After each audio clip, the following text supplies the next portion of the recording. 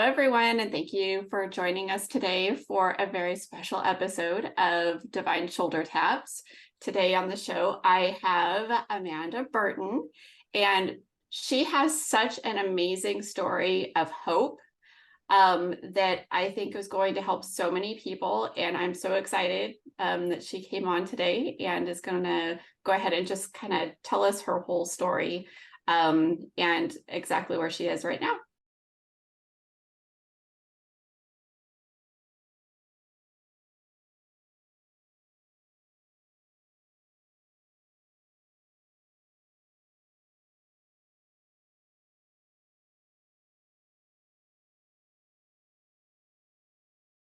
So good morning, Amanda. How are you?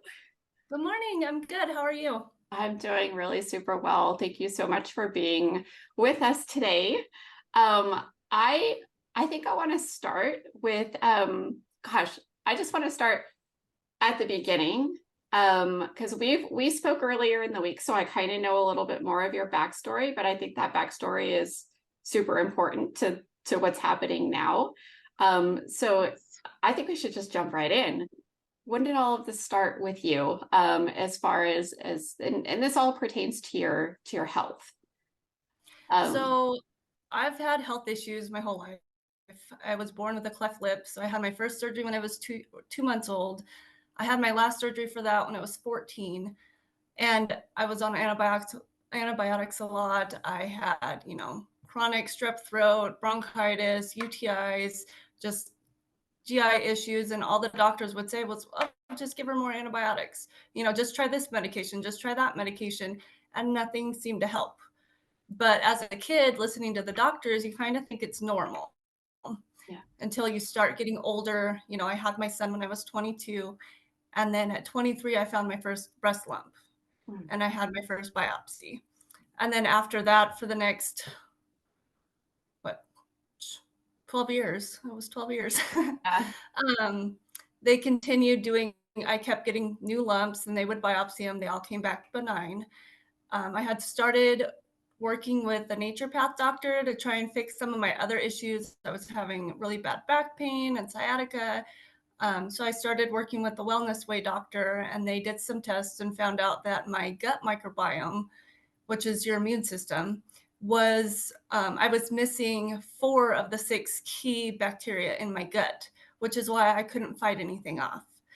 Wow. So they helped me quite a bit. That was about 5 years ago. They helped me quite a bit, flush out my liver, flush out my gallbladder, and kind of build up my immune system. And I stopped getting sick as often. Mm. So then I moved to Texas right as the pandemic was starting in 2020. Mhm. We moved to Texas for my husband's job, and I started seeing a chiropractor there who really started working on my spine, because the chiropractors in Colorado had got it to a certain point, but then the pain was still there. It was better, but it was not gone. And so this doctor ordered an MRI and found out that I had 2 bulging discs in my back. So he started doing decompression therapy on my spine, which again worked miracles. And he also introduced me to IV vitamins, Oh, which nice. really, really boosted my immune system. After I started getting those every month, I got sick maybe once a year, and Wow. usually right as the seasons were changing. Yeah. So I think that was a huge step in the journey. And so then I was getting mammograms. At that point, I was getting them every 6 months because they had areas of concern that they were keeping an eye on. So in 2021 of May, I had a mammogram, came back clear. In July 4th weekend, I felt a lump, a weird one. It wasn't like all the rest. It wasn't smooth on the side of my breast, and there was like 3 bumps.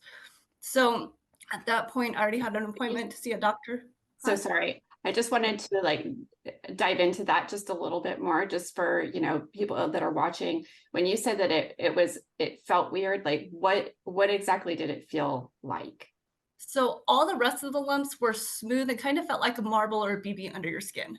Okay. This one felt like a rope. It was really bumpy and it had like rough edges. There was nothing smooth about it. And it was 3 in a row. Okay. So it wasn't like any others that I had had. But I called my VA doctor and they're like, well, you just had a mammogram 6 weeks ago, so your next one's not due for a little while. but you're seeing the surgeon in a couple weeks, so you can talk to him about it. So I went to the VA, which I've never felt comfortable with VA doctors, but that's a whole nother topic. So this old guy walks in, probably in his 70s, didn't even look me in the eyes, walked in, he poked my boob, and he's like, "That's not cancer." And I said, "Well, how do you know?" And he said, "Because I'm a doctor." And at that point, after everything I had been through over the last 10 years, I knew you have to biopsy it to know if it's cancer or not. You can't just poke it with your finger and be like, I can remove it for you, but it's not cancer. So at that point, I really started doing some praying, like, okay, the people here are not going to help me. So what should I do? When I had previously lived in Colorado, and I had awesome doctors there who followed up on everything, and it was amazing. So the way it came up is that we got this urge to move back to Colorado, even though all of my family had followed me to Texas, and we no longer had family except for my brother in Colorado. We decided we're going to move back. So that's what we did. And of course, the family was not happy at first. No, understandable. So once I got back here, usually, especially during COVID, it was really hard to get in to see a primary care doctor in person. Telehealth visits, easy. So I called my primary, who had seen me previously when I lived here, and she got me in same week. Wow. For an appointment. And then she felt the lump and she's like, "Yeah, that just doesn't feel right." Next week, I was in for a mammogram and ultrasound. And then at that point, I always know when they, are doing the ultrasound and they're like, "You know what, we need not the oncologist, the radiologist to come in and look at this." You always know, okay, that's not great news. Right. So they came in and she told me, she said, "Do you see how these ones are smooth over here?" Because I had multiple lumps. And then she went to the one on the side, and you see how this one's dark, very solid, and has rugged edges. She said that's 70% chance that that one's cancer. So they got me in for a biopsy, which ended up being my birthday 2 years ago. My 34th birthday, I had a biopsy, or 2 biopsies. And then the very next day, I found out that it was cancer. Wow. So, and of course, you have the patient portal, so you get your results before the doctor calls you. So, and I worked in the medical field for 14 years, so I kind of knew how to read the reports. So of course, when you get that diagnosis, it's just devastating. You don't know what to do. You don't know, I called my mom, and I called one of the ladies I work with because she's a doctor, and, I'm just talking to people and trying to figure this out. And so that was on a Friday. I didn't hear back from the doctor until Monday. So I'd kind of, it was early. It was stage 1A or 1B. Like, it was early. It was caught early. And I was like, okay. So over the weekend, I kind of calmed myself down, and I'm like, okay, this is going to be okay. They can fix it. They can remove lumps like they've done before. I'm going to be fine. And then they called me on Monday, and they're like, did you get your report? And I said, yeah. And so they're like, so you know that you have cancer? And I said, yes. And they said, and then they kind of went over what everything means. So they said, we measure cancer on how fast it grows and spreads on a scale of 0 to 100. And they said, and your cancer is spreading at 90 to 100. It's very aggressive, and we need to get it out now. So they were trying to get me in. Well, they got me in the next week to see the breast surgeon. And then my mom and my grandma drove down for Texas to go to that appointment with me. But I can only take one person with me because it's COVID. So everything was a little crazy. Yeah. So they said that I needed a mastectomy, that the whole breast had to be removed. I had small boobs anyway. So I was like, yeah, you can just take them both, because the other one had lumps that they hadn't biopsied. And I'm like, if you're already doing it, let's just take it all out. I don't have to have mammograms anymore. I don't have to, I can get reconstruction, not a problem. So then a week and a half after that appointment, I was having surgery. That was Veterans Day, November 11th, 2021. Gosh, so fast. So fast. Yeah, the whole thing was less than 3 weeks from the diagnosis to the surgery. And usually, I've seen ladies that are waiting 2 to 4 months. Right. But they had a cancellation at the hospital, and this doctor had this, and and they had to get the plastic surgeon and the breast surgeon in at the same time, not to mention the anesthesiologist, and everybody had to work together, and it worked out perfect. Oh my Everything gosh. worked out perfect. I love that. So, and I had complete and total peace that, okay, that's what I needed to do. And they said it was early, so they didn't think it had spread to the lymph nodes, which was good. They said I might not need chemo or radiation. So I went in for surgery. It was supposed to be a 3 to 4 hour surgery. I was in there, I think, 7 hours. Oh, And when I woke up, I'm always really sick after anesthesia, so I always wake up sick. So I was in recovery, and the nurse, I told her, I need a bucket. And then she went and she handed it to me, and I went to pick it up, and I couldn't move my arms. My arms were completely paralyzed. And I've just waken up. It's the middle of the night, and this lady's like, "You need to hold your own bucket." And I said, "My arms aren't working." And she's like, "What do you mean your arms aren't working?" And I said, "I can't move my arms. They're still asleep." And she said, "Your arms shouldn't be asleep." And so then she got a little bit more compassionate because she was getting irritated with me. Like, I don't yeah. yell at somebody who just came out of surgery. But besides the point, so then they got the doctor in there. The doctor came back in the middle of the night because this was like at, I don't know, 9 or 10 at night. And so then by 11, the doctor was there and they're trying to figure out what's wrong with her because she's been doing this for 20 years and she's never had a patient wake up without the use of her arms from having a mastectomy. Wow. So then I was only supposed to be in the hospital overnight. I ended up being in the hospital for 5 days because they had the neurologist seeing me. They were trying to see if I had a stroke. They were trying to see, what is wrong with her? Why aren't her arms working? Can we wake them up? Did they clip a nerve? Like, what's going on? Right. So they didn't figure it out. They were guessing it was a brachial plexa issue, like it was stretched or it was damaged or something, and it would just take time. But they also told me I may never get the use of my arms back, which again, I was like, no, no, no. Not my I get story. diagnosed with cancer at 34, and now you're telling me that I can't use my arms ever again? No, no, No. not. So after 5 days, I was able to go home from the hospital, and then, I had to have care around the clock. I couldn't feed myself. I couldn't go to the bathroom by myself. I could do nothing for myself at all. So between my husband and my grandma and my mother-in-law and my sister-in-law came out, and they all were there to help me through this. So when I woke up, they had also told me that it had spread to the lymph nodes, so that I would need chemo and radiation. And I was just, I was kind of in shock still because of everything. Like it was just so much at once.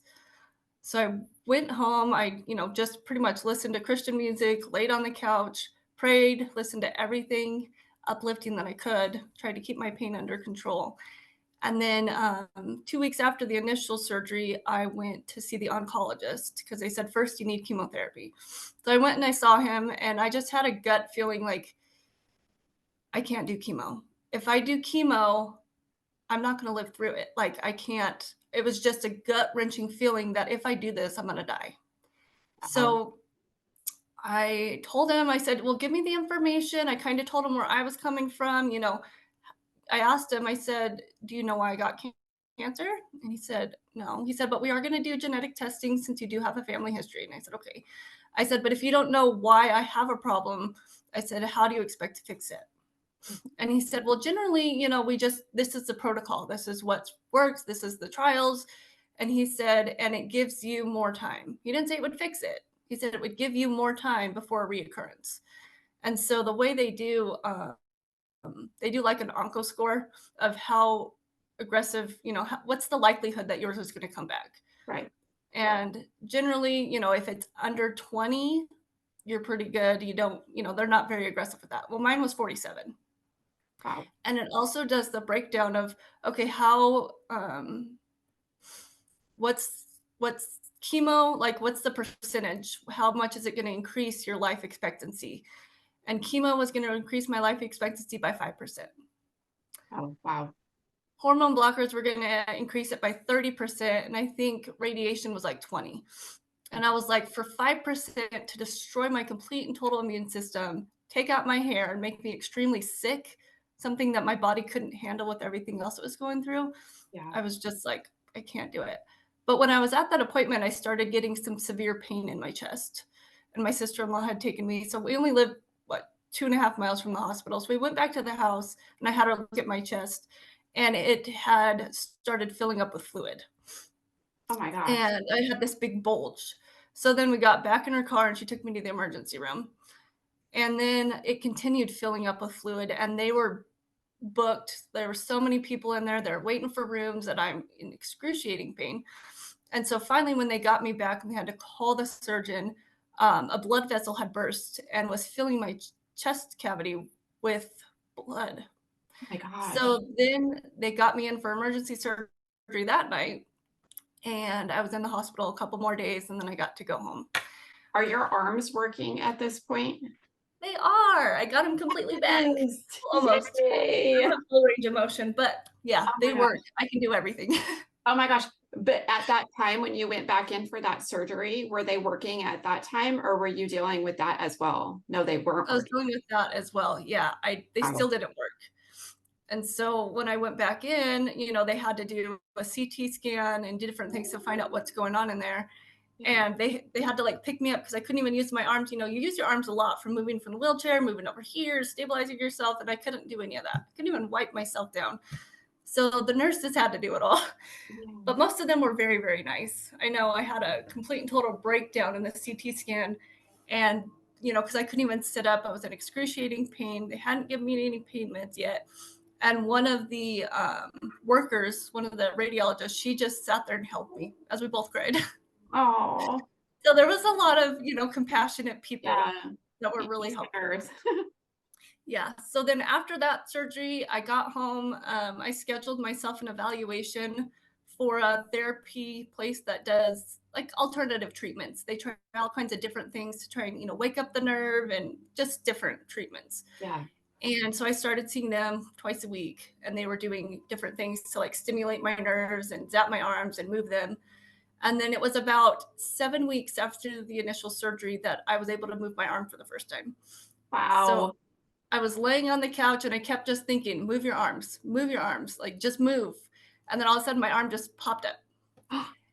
And then I was like, wait, that really worked. And so then I did it again and it finally started, to work. So after Christmas and after the new year, the VA had finally approved my physical therapy authorization. So then I was in physical therapy twice a week for 9 months to Wow. get mostly the full use of my arms back. So timeline, is this 2022? This is 2022. Yes. 2022. Okay. Yeah, that was 2022. I'm like, yes. Yeah. Yeah, so it took 6 months before I was finally able to drive my car again. And again, when I first started, my arms were still weak. So, I just drove around the corner and back, but it finally felt like I had freedom. Like I felt so trapped because I couldn't go anywhere. I couldn't do anything. I couldn't, So that was a big step. And then I continued on from there. Wow. And then, yeah. And during this time, I was doing a lot of research. I was like, okay, I know that I had the cancer. I know they say it's gone now because they removed it, but how do I stop it from coming back? So I started listening to a lot of audiobooks, a lot of podcasts. I was seeing a naturopath doctor who said I was not detoxing my body properly, like my liver wasn't pulling everything out like it should. And so we needed to start there. Okay. And so Was that found on a blood test? Is that how she knew that your liver wasn't detoxing the way that it should be? yeah, so they did blood tests, they did urine test, and they did stool test. Okay. So between those three tests is what it showed that my liver was overrun with toxins and that my gut bacteria was off. But she said, unless your liver's working, we need to get that done first because we need to be able to get these toxins out of your system. Right. Okay. But she didn't specialize in cancer. Okay. So, but she's all I could find at the time. Like I was in Colorado and I was like, okay, what do I do? And she said she did work with cancer patients, but she focused on fixing the body, not anything to do with the cancer. Got it. So before that, so in February, the end of February of 2021, I did 33 treatments of radiation therapy. Just because they said we needed to burn the chest wall so it wouldn't come back there, which by the way, it ended up coming back there. But and you decided to not have the chemotherapy at that time because you had that really like that gut intuition, what I don't know what you want to call it, but did you? Yeah, they always say follow your gut. Yes. And my gut was telling me if you do this, you're going to die. Wow. And so I had called my mom and I was like, I really, I don't feel like I should do chemo. Like I really don't feel. And she said, I have the exact same feeling that if you do this, you're not going to make it. And I hadn't told her I felt that way. I just asked her, how are you feeling? Wow. And that's the thing with me and my mom is usually we kind of have the same feelings towards different things. Even though we haven't talked yet, we get the same either peace or gut-wrenching feelings. Don't do that. Oh my gosh, what a blessing that is. Yeah. So I kind of bounce it off her. Are we on the same, wavelength Yes. here? But I didn't have one way or the other about the radiation. I felt like I needed to do something. So I did the radiation therapy. And Okay. of course, you end up with second-degree burns, and it's very painful towards the end, but I healed from that. Was doing pretty good. I had reconstruction surgery in October of 2021, and that all went really well. They said they were wondering because I had all the issues with my nerves. They told me there was a chance that I could wake up without the use of my arms again. And I was just like, I can't go back. And then they were saying because of the radiation that they might have to do it's very extensive surgery where they remove the back part of your muscle on your back and they flip it around to your front to get blood supply. And I was just like, they didn't want to do it because of all the complications I had before, and I didn't feel like that was the right answer. So they did the simple surgery. And they said, if it doesn't heal, we have to go back in and do the other one. Well, they did it. It healed beautifully, quicker than it should have. It went great. And I was doing really well. I had done my research. I decided after I had done the second surgery, got on those antibiotics, then that's when I was going to start really focusing on fixing my body. And so that's when I started. I had already done the research. I'd listened to some audiobooks, and it kept coming to me, which is not pleasant, but coffee enemas. If your body, because every time I tried to do their supplements and their diets and stuff, I would lose a lot of weight and I would get extremely sick. It just was not working for me. So I was like, okay, what else can I do that's easier? So it took me a long time to actually do the first one because I was like, this is not pleasant. Nobody it's likes to not even talk pleasant. about It's them. not yeah. But then I started doing it and I felt so much better after. I felt energy. And so the first time when I first started, I did 7 days in a row, every morning for 7 days. And then I cut it back to 3 times a week. And that's what I continued doing for 4 months. Okay. Well, I'm still doing them, but 4 months consistently. And then, so that was the first step that I felt that I needed to do. And then I learned about gallbladder flushes, which again, not pleasant, but very, very, it works. It works. You get all kinds of stuff out. It really clears out your system. It even changes your eyesight, which is what I was reading, but I was like, does it really work? And it did. Like my contact prescription changed after that. So another thing, I continued doing research the whole time. I was listening to audiobooks, I was listening to podcasts, I was just doing as much research as I could because I wasn't really working with anybody to help fix my body. I was doing it based on how I felt, so kind of intuition, and the things that kept coming up and felt right. Okay, this is the next step, and and based on gut feeling. So I had also learned about frequency machines. I use a Rife frequency. So I bought one of those, a spooky machine, and I started running detox frequencies on myself because I had listened to a podcast about the guy who made them. And the technology behind it is kind of like, you have a wine glass and they can put a certain tone of music to it, a note, and it shatters the glass. Well, that's what they use, kind of like the same thing is they use frequencies to shatter sickness and disease in the body. So they have all these different frequencies that target cancer, they can detox the body, they can target parasites, mold, Lyme disease, like there's so many different ones. So I bought one of these machines and I started running the detox frequency on myself, which you can do on remote mode. You put your fingernail in for DNA and then it will run it on you around the clock.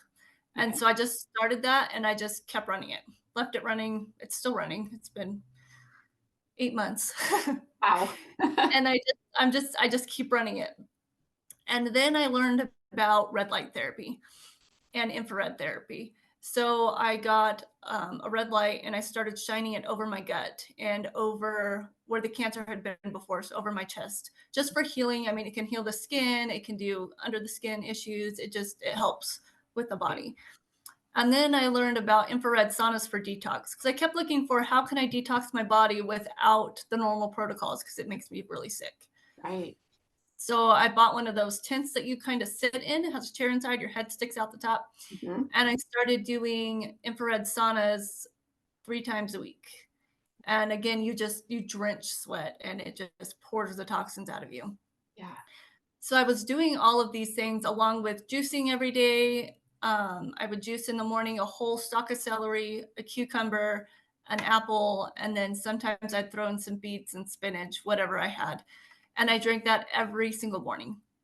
Okay. And then, of course, I was eating gluten-free diet. I was pretty much just doing keto diet, high fat, low carb diet.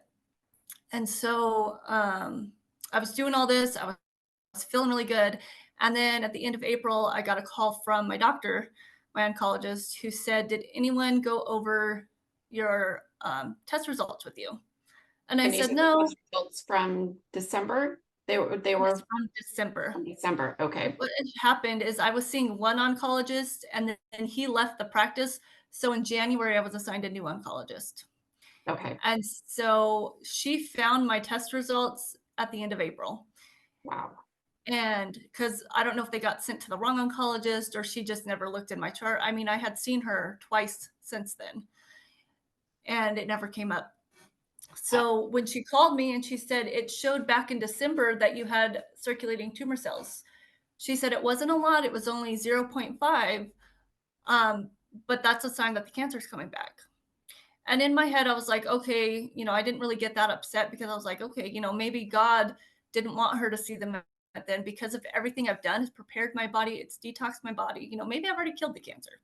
yeah. So I asked her to rerun the test, which again takes a couple weeks because they come, they draw your blood, and then they have to send it out to a special lab. And so when it came back, she said, your circulating tumor cells are 45, which is really high. Wow. And she said, so that's definitely a sign that the cancer is somewhere in the body. So I asked her, I said, okay, so what do we do now? Can we run a scan to see where it's at? So she put in a CT scan. And when she ran the CT scan, it showed that it was in my lymph nodes, it was in my neck, and it was in my chest. Well, I had had a cough for 7 months that wouldn't go away.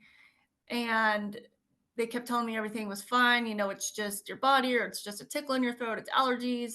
Mhm. And this cough, I mean, I get them every winter here in Colorado because it's dry. So I was Yeah. kind of used to it, but usually about March, it goes away. And this year it didn't go away. And this So that's the time frame that we're talking about right now, this is April of this year that you're finding out all of like the cancer yes, has returned. Okay. So we're in April of this year, 2023 of 2023. April. Okay. Yep. And so when it came back that there was one in my lung too, it kind of didn't surprise me because I was like, okay, at least now I know where the cough's coming from. But she said it was only in those two spots. Well, I had this wound that started on the side, right over here. Can't really see, but I'd had this wound where I'd had radiation. So I kind of thought, it's because of the radiation. Sometimes you get wounds, skin breaks down, and they don't heal as quickly. Right. So I went to see the breast surgeon, and they did a biopsy on it, and it came back that was cancer also. And Wow. she said she had never seen a wound open up and come out. Usually everything's on the inside. It doesn't usually come out of the body like that unless it's like skin cancer. And it came back as breast cancer. So then we knew it was in at least 3 spots.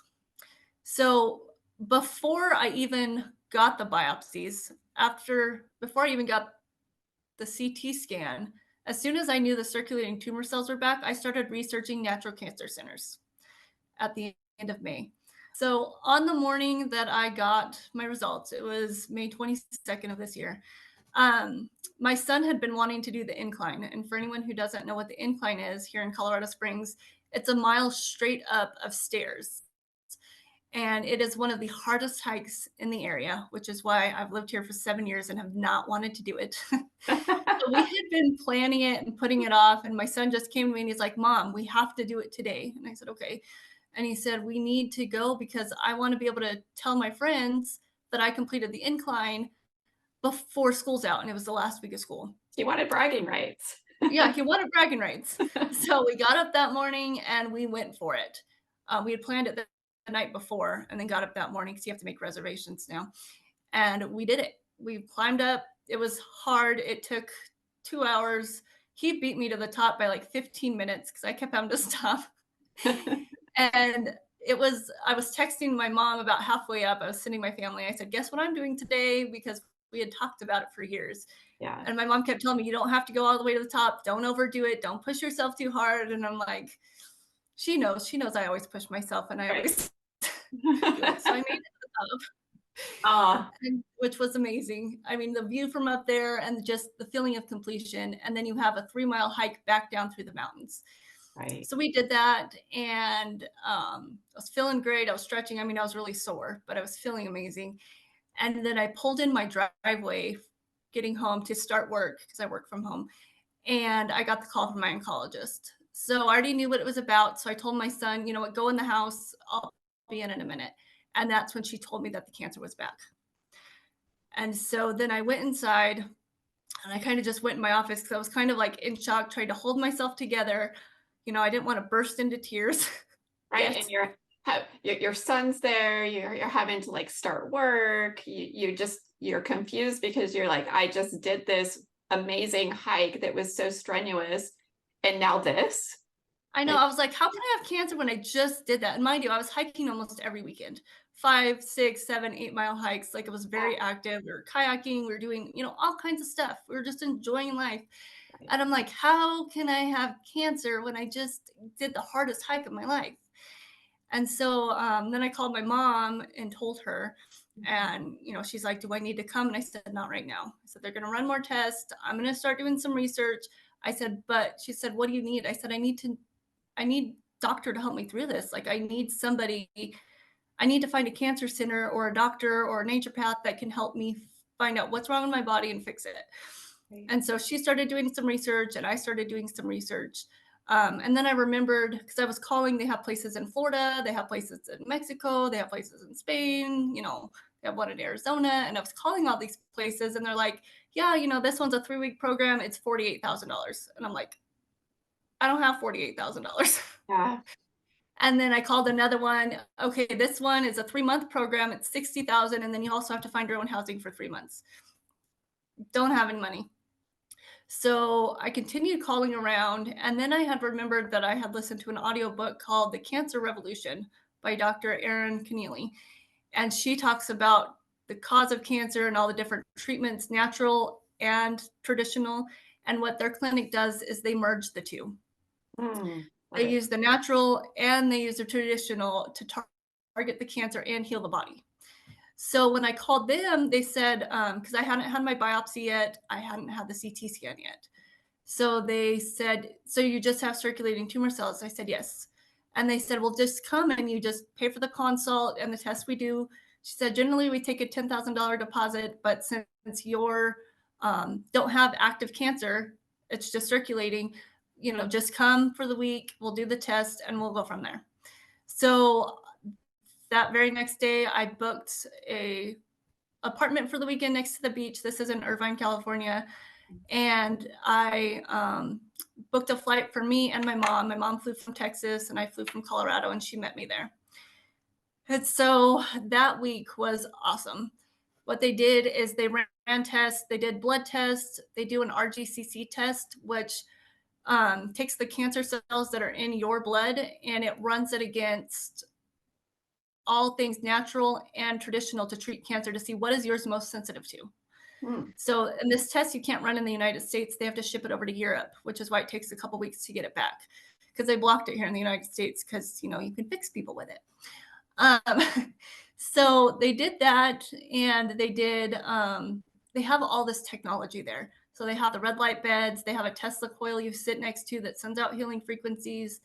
They have this amazing machine that actually they run it over you and it targets the cancer cells. And what it does is when a cell mutates, it goes from positively to negatively charged to negatively to positively charged. So it can hide from the immune system. And what this machine does is it flips it back to where the immune system can see it and kill it. Wow. Yeah.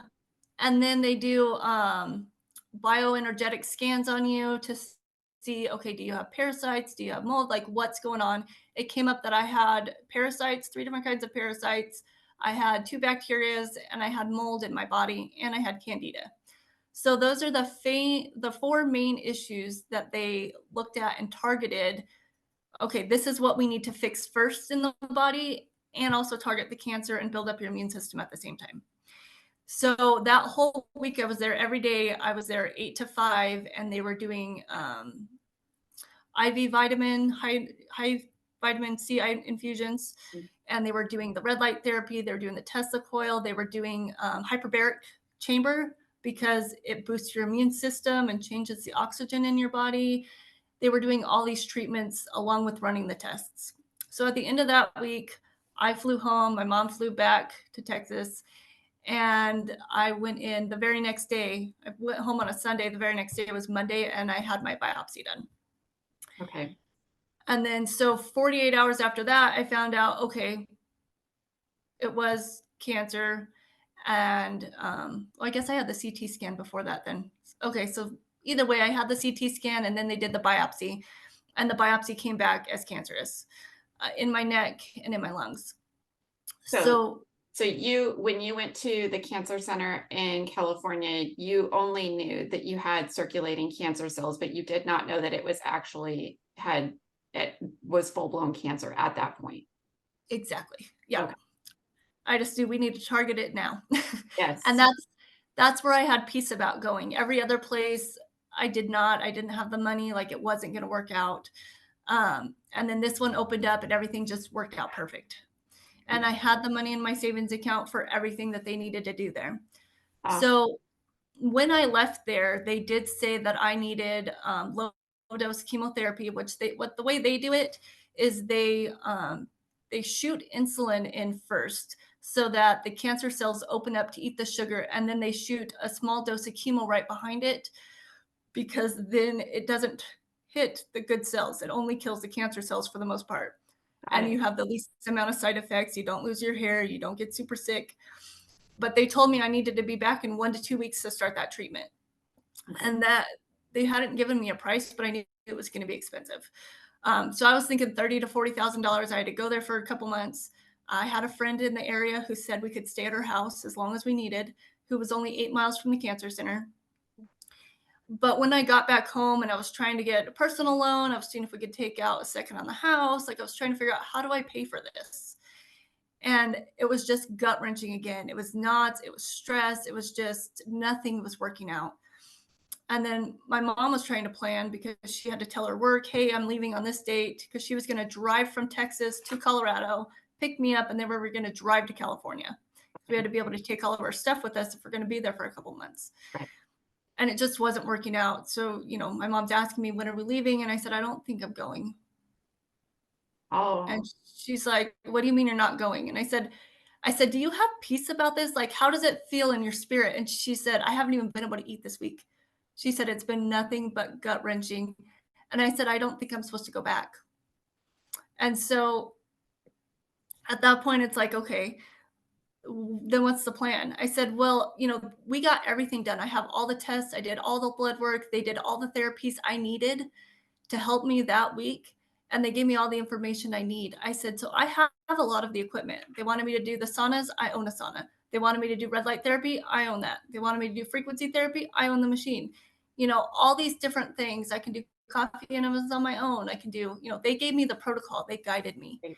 And so what came to me is, fight this from home. You have the tools. You have the knowledge now. You can do this. And so I was like, the plan is for me to just do everything I can from Colorado, because I was going to have to leave my son for 4 months. My mother-in-law was going to have to come out. My husband had to start working in Denver. Like, it was a mess. Yeah. And I was like, this isn't going to work.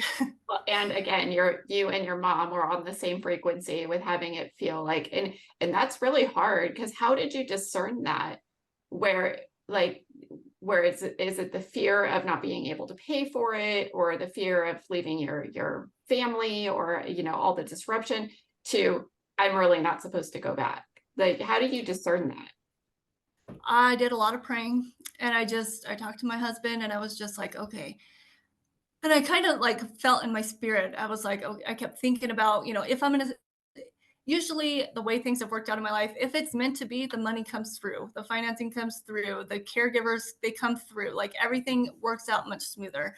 And like everything I was doing, I was hitting a brick wall. So the minute I told my mom after I got off the phone and said, you know what, I've decided not to go to California, not to do the low dose chemo, I felt such relief. I felt like a weight had been lifted off my shoulders, but I still had a plan. So I felt motivated and inspired to, I can do it. I can do it from here, and I can do it on the budget that I have. So I was doing really well. My mom's like, okay, well, I'm still going to come to Colorado and I'm going to stay with you for a couple months so that I can help you through this. And I said, that's great, because I'm going to need the help. I'm going to need the support. Hey. So she came down, and then I got another call from my doctor after they kept doing these biopsies and, finding different things. She had talked, because I asked her, is there anything we can do for that wound? Do I need to have surgery to remove something? Like, what's going on with that? Because it was really painful and it wasn't healing. It was just oozing. And she's like, well, it would be palliative care, because once cancer spreads to other parts of the body, you're considered stage 4, and we no longer do curative treatments. And I said, okay, Wow. I was completely fine with that, because the only treatments they give are chemo and radiation, and I didn't want those. So I was fine with that. And I was like, okay, but I didn't like the pain. Yeah, so basically what they just told you was, we're going to try and like kind of band-aid you and give you more days, but we're not going to be able to, work towards a cure for you. No. Okay. No. Well, at first she was hopeful, because it was only showed in 2 spots, and then it popped up in a third. And then she was talking to the other doctors that I'd worked with, the radiologist, or not the radiologist, the one who did the radiation, maybe it is the radiologist. The radiation doctor and the oncologist and the breast surgeon all got together. And then they asked her, they said, have you done a PET scan on her? And she said, no, only a CT scan. And they said, you need to do a PET scan to see where else it's at. And so she called me and she said, are you open to that? And I said, yeah. I said, let's do it. It's just more information, so I know exactly what I'm fighting. Right. So they did the PET scan, and it came back really bad. Worse than I was expecting. Of course, anytime you get bad news, it's devastating, and you just sick to your stomach for a couple of days. You can't eat. But it showed that it had spread to my bone. It had spread to my ribs. It had spread to my femur, my pelvis, and they thought it was also in the lining of the uterus. Not to mention the spots it was in my lymph nodes, and now on the chest wall. And so I had an appointment with her the next day, and she said, what we recommend is chemo, which is low dose. They said, we don't do IV chemo for stage 4 that has reoccurred like yours.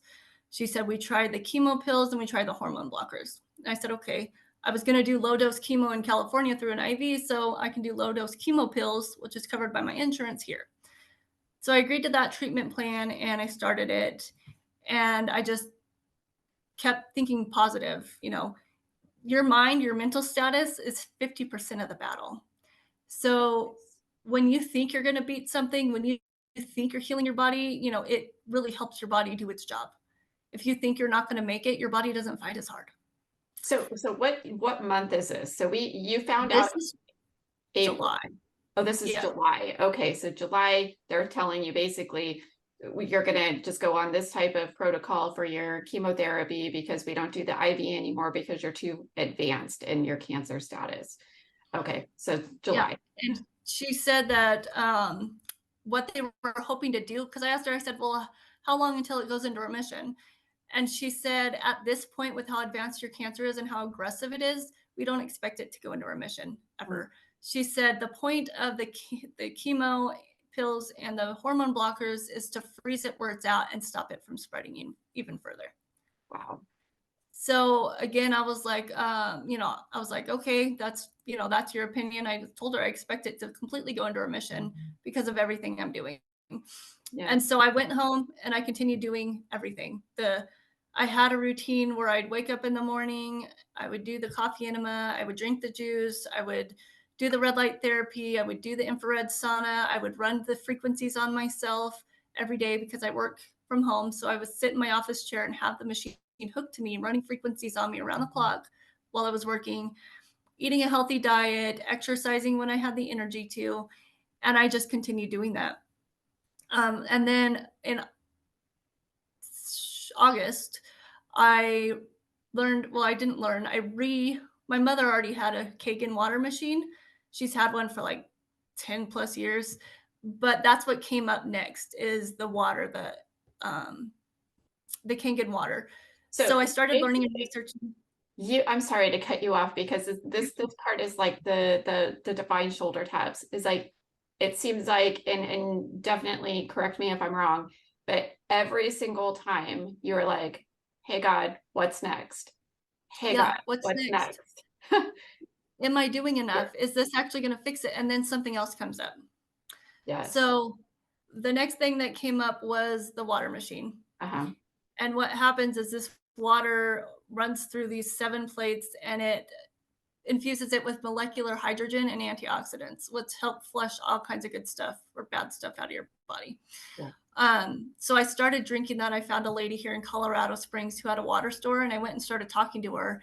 And I met some of the people that get their water from there. I met one guy who had stage 4 cancer 6 months ago. They told him he had 3 months to live. He is now cancer free, and all he did was the water Wow. and B17, which is like apricot seeds that naturally fight cancer. And like he swore by it, and all these other people swore by it. So I was like, okay, I'm going to add this into my routine. And then the next thing that came up, because I was like, still, am I doing enough? Like, am I going to beat this? Yeah. And the next thing that came up is the piece I was missing was the emotional therapy. Okay. I had been learning that emotions and trapped emotions and traumas from your past, which I've had a very eventful life, um, they all can hinder your body from healing. So I started doing Evox therapy once a week, which they do biofeedback, Mm-hmm. and it kind of based on your voice, it triggers different emotions that pop up in their system, and then they ask you more questions, and then it helps you release these emotions. So I did that for 2 months. And then I had my next PET scan at the end of September, September 28th. Oh my goodness. And it only took me an hour to get those results back. And I was reading through it and I was like, am I reading it right? What does it mean resolved? Like I kept seeing the word resolved and I was like, what does it mean resolved? And then it clicked, resolved, it's gone. God. So I found out that the cancer in my, the lymph node in my lung, the lymph node in my neck, and the cancer on my ribs was completely gone, completely resolved. And that the cancer on my bones, my pelvis, and my femur were 1/3 of the size. It went from a 6.2 to a 1.8 Wow. in 3 months. 3 months. Oh, So, like, I was like, really? Like, this is really working. Like, I'm actually gonna beat this. So, so that was really great. And then, so since then, it's been another month. I'm just continuing on that same thing is, continuing to battle everything because they told me, kill the candida, get rid of the parasites, get rid of, the bacteria and let your body heal. We're building it up with supplements. They have me on a strict supplement regimen and I take the chemo pills and the hormone blockers and do a lot of praying and asking for guidance. And and it's here I working. am today. Oh my gosh. Oh my gosh. So I got your story from your mom because I'm Facebook friends with your mom, Mhm. and she reposted a post that you did after this PET scan, and that is how I got in touch with you, like through your mom. But I was just blown away with like just your whole story and how like you've just kept this like I'm going to beat this. What do I need to do? Okay, God, like tell me, tell me. And then you followed it. It's not like you just like went, I'm going to submit to this and whatever. No, you were like, if I'm going down, I'm going down with a fight. I'm going Exactly. to fight this. I'm not accepting this, which is Yeah. amazing. So Yeah. I have to ask. So at the bottom of your Facebook post, you had said, thank you so much for everybody who's been praying for me. And I just want to know what that means to you, like people praying for you. How do you think that that's helped in your healing? Well, the way that I look at prayer is everyone's putting, positive vibes, positive frequencies out towards you for your healing, whether it's encouragement, whether it's, healing, no matter what it is. It always says in the Bible, when one or more agree in prayer, things happen. So with everybody, I mean, I had people in California and Texas and Colorado, like across the globe, because my parents know a lot of people and shared my story, and they were all praying and, asking for updates and, what's going on? Is she doing this? Is she doing that? And so it's all these people focusing their energy on you. Right. So it was, yeah. And I also, because we had talked about this earlier, but I thought this was so beautiful, and I wanted to bring it back up, is like, when you are doing all of these different things, whether it be the Western medicine or the Eastern medicine, or all these different technologies, there is something that you pray to yourself, or pray as you're doing Out loud. Yeah. out loud. And I thought this was so powerful. So if you want to share, I would love it. So in August, I had listened to Andrew Womack. They had a week of, it's called the Week of Healing or something, healing conferences. I didn't go. It's an hour from my house. I didn't go. But I listened to some of his, he was on YouTube, so I listened to the YouTube video. And he took praying and healing into a completely different realm that I had never heard before. So he said, people keep praying and asking God to heal them. He said, but God has already healed them. God has already done that. He died on the cross, and by his stripes, we are healed. We were already healed. He said, what you have to do is you have to claim that healing out loud. You have to claim it, and you have to have faith to believe in it so that you can receive the healing that God has already given you. So every morning when I'm laying down, I'm doing my therapies, I'm proclaiming that, thank you, God, for healing me. I accept your healing. I am, my bones are 100% strong. My immune system is strong. The cancer is completely gone. My body is strong, and I'm 100% healed. And I say that every day. Oh my gosh, I love it. I love it, because it is, you have to receive the healing. I just love that so much. But I did forget one thing. When I climbed the mountain and got to the top and then got home and got the news, my grandma had been praying for a couple days and asking God, what do we do? What's going on? I need a sign that she's going to be okay. Like, I need to know. Yeah. And it came to her, when did Amanda get the news? And she said, well, right after she climbed that mountain. And he said, and if she climbed that mountain and beat that mountain, she's going to beat this mountain too. Oh, I love that. Oh, I love it. And you're beating the mountain. You're going, I am. You're almost to the top, actually. I'm removing the mountain completely. Yes, you are. Oh my gosh. Well, and so one last thing, and I think this is so important for anybody who's watching that knows somebody that may be in the same situation, or they're in the same situation. What would be something that you would like them to know in the places, like if they just got the diagnosis, or somebody knows somebody who just got a diagnosis? What would be your thoughts to them? Do not accept the diagnosis. Okay. Use it as information, and then use it as motivation to learn as much as you can and fight back. Because listening to traditional doctors, I mean, there is a place, the doctors do help. They run the test, they get you some answers, but they only treat the symptoms. They give you prescription drugs to mask what's really going on. They do not look for the problem. They do not look for a way to heal you. And this isn't just cancer. This is autoimmune. This is heart disease. This is all the chronic issues we have going on in America today, that you can fix it, but you have to learn. You have to pray. You have to ask for guidance, and then learn as much as you can. Find a doctor, a natural doctor, to work with you to run the right tests, and then fight back. Do not accept that diagnosis, because if you accept it and just like, oh, they told me I have heart disease and I'm going to die in 3 months, and you fully give into that, you're going to be dead in 3 months. Or you can fight against it and you can live for another 15 years. Right. Or so longer. That's my goals. Take it as information. It is shocking. Take a couple days, cry it out, recenter yourself, and then fight back. Yes. And the very cool part about this is that, and correct me if I'm wrong again, but all of this stuff that you know about now, you didn't know about it. You wouldn't have known about it had you not gone on this journey. And no. That is, yeah, when you know better, you do better. I love that quote. So, Yeah. well, this has been like so amazing. And thank you so much for sharing all of your healing journey. And I wish you the best of luck, and I will keep you in my prayers because I know I'm waiting for that Facebook post in December because you said you will be healed in I December. will be 100% cancer free. That is my goal on this next scan. Absolutely. Oh my gosh. Well, thank you so much for being on today. And I can't wait to hear about all the people that you have been able to touch with your story of perseverance. Yeah. Thank you. You're welcome.